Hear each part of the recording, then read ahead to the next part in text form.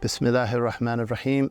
Alhamdulillahi Rabbil Alameen. Wa sallallahu wa sallama ala Sayyidina Muhammad wa alihi wa sahbihi wa tabi'ina lahum bi ihsan ila yawmiddin wa alayna ma'ahum wa fihim bi rahmatika ya arhamar rahimin. To proceed, this is our 72nd lesson in the Ship of Salvation, Safinatun Najah, and we are covering section 35 on zakat categories, and this begins a brief section on zakat from Safinatun Najah, and this section of zakat is actually the end of the original text.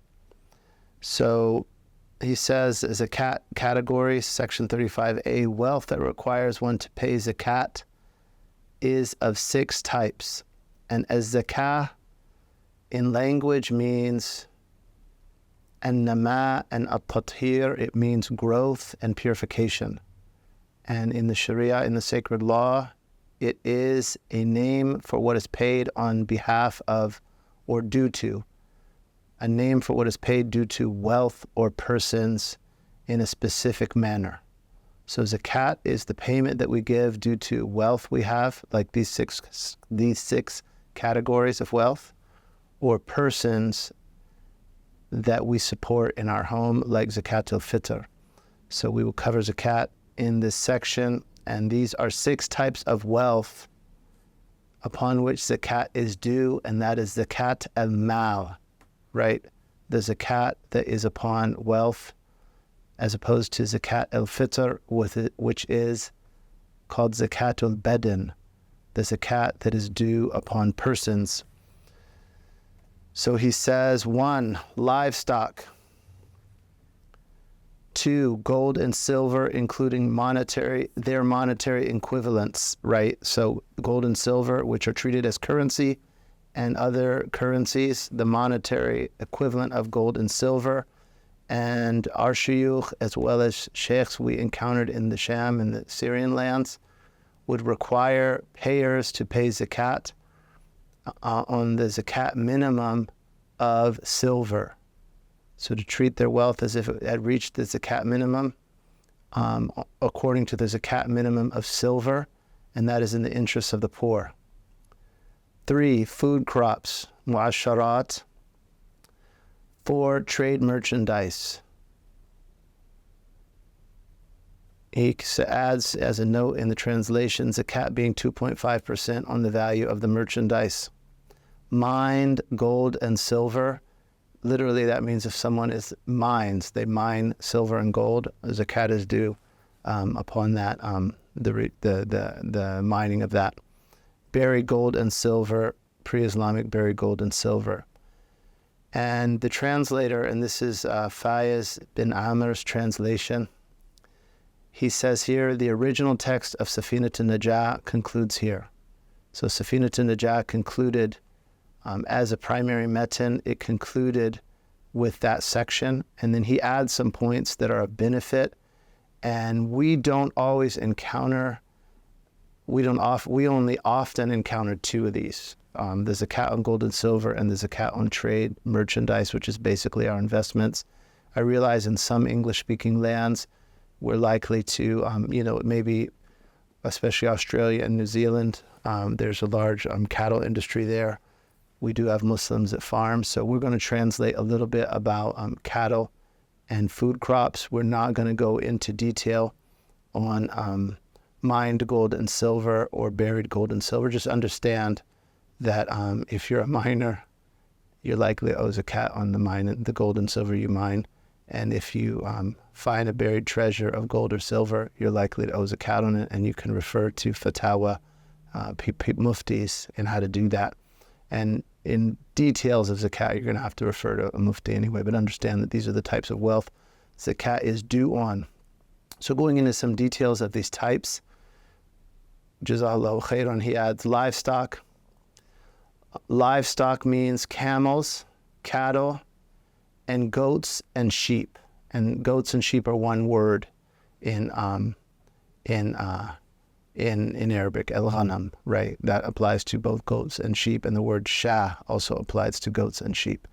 So basically you're going to pay zakat on cattle, camels, goats, and sheep. And it is not, for example, obligatory in the school of Imam Shafi'i upon horses and so on, other types of livestock. Just those, not chickens, poultry, specifically those that were referenced. And it's only with conditions. Zakat is obligatory in livestock once 3 conditions are fulfilled. That a lunar year elapses, so that is a full lunar year. A lunar year, in Arabic, al-hawl, not a solar calendar year, a lunar year. That a lunar year elapses and the owner is in full possession of the livestock, that the livestock have been grazed on unowned open range pasture, meaning that he pastures them on, free land. Like, for example, here in the United States, free-range cattle are not uncommon in certain national forests where a rancher just grazes it out in the mountains. If they do that without a fee or with an insignificant fee, they could owe zakat on it, with other conditions being fulfilled. That the livestock constitute the minimum zakat payable amount, nisab. So basically we want people to take away from this. Those are the species that zakat is due on. It has to be free-range animals, not animals that you pay to feed, and also what the zakat minimum is, so that if anyone owns these types of livestock, they can understand if they should research whether or not they owe zakat. The minimum zakat payable amount, nisab. For camels, the number is 5, right? The minimum zakat payable amount, the nisab, is 5. For cattle, 30, and for goats, 40. Thus, there's no zakat to be paid by an owner who owns less than the minimum zakat payable amount. So you own, even here in the United States, in the city of Detroit, I know community members that might have a goat, right?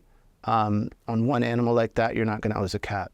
Goats' minimums will be, la ilaha illallah, 30, right? 40. 40 for goats, 30 for cattle. So you would know zakat before 40 in the case of goats and sheep. And the rest of the details you'll find in longer books, like the translation of Reliance of the Traveler. Gold and silver and naqdan. So this is currency. This is currency, basically, or gold and silver that is not specifically minted into currency, but is not merely permissible jewelry. La ilaha illallah. Zakat is obligatory on gold and silver and their monetary equivalents once 2 conditions are fulfilled. That the lunar year elapses and the owner is in full possession of the gold and silver and or their monetary equivalents. So basically, someone has savings in a bank and it sits there for 1 year without falling below the zakat minimum, right? It hits the zakat minimum and stays at the zakat or above the zakat minimum for a year. So that first condition is what? Nisab, the minimum zakat payable amount. That condition has to be fulfilled. And 2, that the gold, silver, and or their monetary equivalents constitute the minimum zakat payable amount or above. La ilaha illallah Muhammad Rasulullah. So what is the minimum zakat payable amount? And this is section 35F, incidentally, in the translation we're using.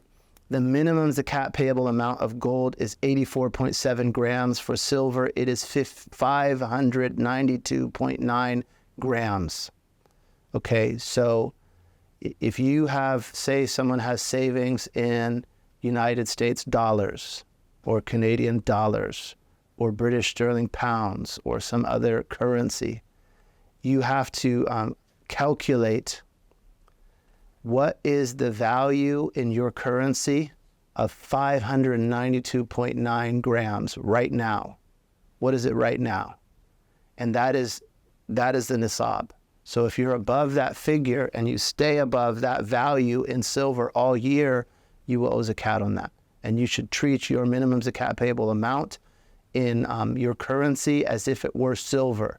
Again, that's the fatwa of our shuyukh in Tarim, and that is a fatwa of shuyukh that we encountered in the Syrian lands, and that is in the greater interest of the poor. And the learned say, wealth doesn't perish by land or sea, except due to refusing zakat. And some of the pious would pay their zakat double in order to seek that Allah subhanahu wa ta'ala protect their wealth One of them, he was a merchant. They came and told him a shipment of merchandise, perhaps sugar, that he was bringing from another port. The ship had sunk. And he said, no, my ship didn't sink. My merchandise didn't sink. I paid zakat double on it. So then news, it was prior to modern communication, news reached him. His agent at the foreign port, his agent was not able to come to an agreement with the ship. So his merchandise couldn't go on that ship that sunk. It went on a later ship and it was safe. And he attributed his confidence, his certainty, his yaqeen in the safety of his wealth that he paid zakat. So pay your zakat, brothers and sisters. It'll be a protection for your wealth, a purification for your wealth, a virtuous work between you and Allah and in the interests of the poor. And treat your zakat minimum amount as if it were silver, the value of 592.9 grams of silver in the currency that you have savings in. And if you fall below that at any point, then we stop counting until you rise above that and stay above that for a year. La ilaha illallah. And then also, this is section 35G, there is no zakat on jewelry that is permissible, that is in use unless the owner intends to store it and not wear it. And what it means is the owner just intends it as stored wealth. So something that has been crafted, like this ring, this is silver, right? It's been crafted into jewelry. And I don't intend this as stored gold or silver, right? In my case, I couldn't wear gold. A woman could wear gold. So for example, people that deal in precious metals, they'll buy coins, they'll buy bullion, and sometimes because of its purity, they'll just be jewelry in what they buy. And they've purchased that just like they would purchase a coin or a bullion, and they're just storing it in a safe as gold. That gold, zakat is owed on it. Why? Because it's intended as kenz, as a treasure, as stored wealth. It is not intended for use. Jewelry that is crafted into jewelry with some other conditions that are beyond our scope and is permissible, not intended just as stored wealth. Zakat is not due on it in the Shafi'i school, though other schools do differ from that. And notice he says jewelry that is mubah, that is permissible. Jewelry that is offensive or forbidden, zakat is due upon it. So if, God forbid, I had a gold ring, which is forbidden, right? It's forbidden for a man to wear gold. I would owe zakat on that because it is not permissible jewelry. Its use is not permissible for me.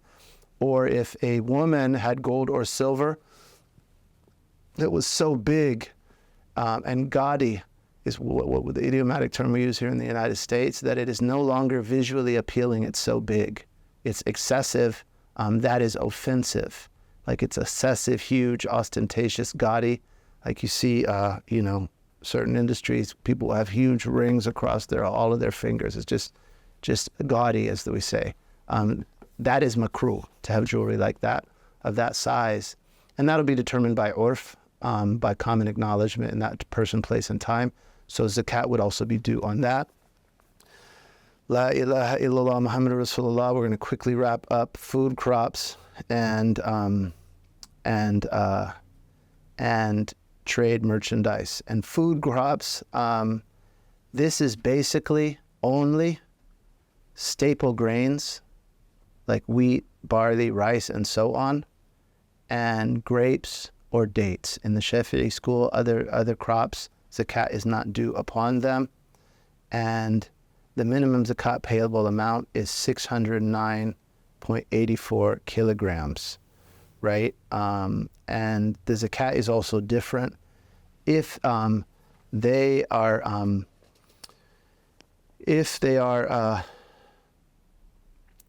irrigated naturally, the zakat on them is 10%.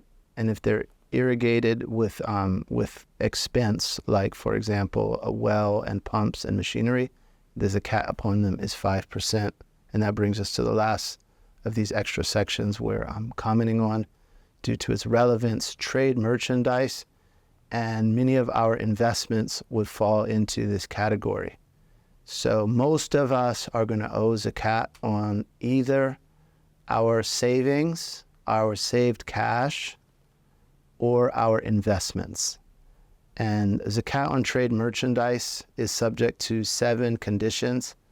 That it is deemed merchandise, that one intends trade, that the intention coincide with one's acquisition of the goods, that one acquire the goods via transaction, that the trade merchandise does not become hard cash, meaning if you cash out, the zakat due upon it would be on cash, not on merchandise, that the owner does not intend storage of the merchandise during the course of the lunar year, meaning going out of business and taking it into their own possession. Right? If they close a shop, keep their inventory, zakat stops as merchandise because they're no longer intending it as merchandise. That a lunar year elapses from the time of acquisition, and the minimum zakat payable amount and the amount paid correspond to the gold and silver minimums and equivalents. Zakat is paid on 2.5% of gold and silver. One detail here: how do we determine the minimum zakat payable amount in merchandise? We only have to determine it at the end of the year. So one begins business and stays in business for a lunar year. At the end of the year, we appraise the value of all of the merchandise as if it were sold in one transaction wholesale. What is the appraised value of all of that merchandise at the end of the lunar year? If that appraised value falls above the minimum zakat payable amount, then zakat will be due upon it. And if not, zakat will not be due upon it. And these are some details. Zakat is one of the difficulties in fiqh. Take this as an indication of the type of wealth and some of the conditions upon which zakat will be due on that wealth, or with which zakat will be due on that wealth. However, for your details, refer to someone that's actually trained more thoroughly in law than the level of just this short book. May Allah bless us all to give of what Allah has provided us and follow the Sharia of Prophet Muhammad. Allahumma salli wa sallam wa baraka alayhi wa alihi walhamdulillahi rabbil alameen.